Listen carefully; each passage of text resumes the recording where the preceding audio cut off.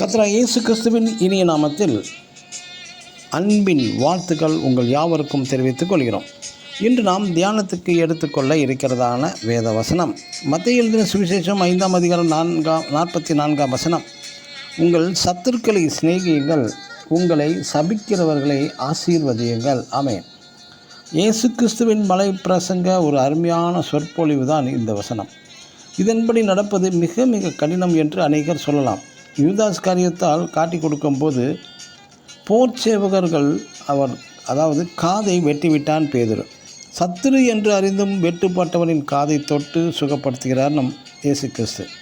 இயேசு கிறிஸ்து சிலுவையில் தொங்கின போது தன்னை சபித்தவர்களை பிதாவே இவர்களை மன்னியும் என்றும் சொல்கிறார். இன்று நம்மை அதிகம் நேசிப்பவர்களுக்கு மட்டும் அன்பையும் மன்னிப்பையும் வழங்குகிறோம். இயேசு அனைவரையும் நேசிக்கிறார்.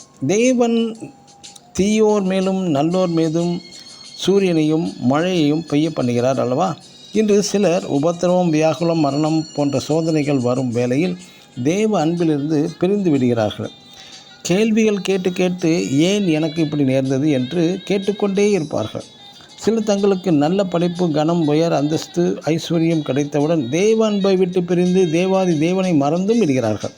சாலமோன் ஞானி போல கடைசியாக அந்நிய தேவர்களுக்கு மேடைகளை கட்டி மகிழ்ந்து விட்டார். அதுபோல் ஆனால் அப்போஸ்தலனாகிய பவுல் ரோமருக்கு எழுதும்போது 8ஆம் அதிகாரம் 36ஆம் வசனம் முதல் 39ஆம் வசனம் வரை உண்மையான தேவ அன்பு இருப்பவர்கள் அவர்களின் குணாதிசயங்கள் பற்றி, அதாவது உயர்வானாலும் தாழ்வானாலும் மரணமானாலும் ஜீவனானாலும் உபத்திரவமோ துன்பமோ பசியோ நாசமோ எது நேரிட்டாலும் கிறிஸ்துவின் அன்பை என்னை விட்டு பிரிக்க முடியாது என்று எழுதுகிறார் அப்போஸ்தலனாகிய பவுல்.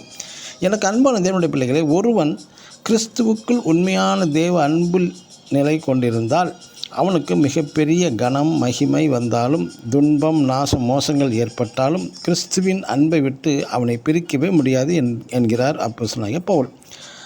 இயேசு கிறிஸ்துவும் நமக்கு மாதிரியாக ஜீவித்து கடைசி நேர சத்துருக்களையும் மன்னித்து நேசித்தது போல அந்த மேலான கிறிஸ்துவின் அன்பு நம் ஒவ்வொருவருக்குள்ளும் எல்லா நேரங்களிலும் விளங்குவதாக. ஆமென். God bless you.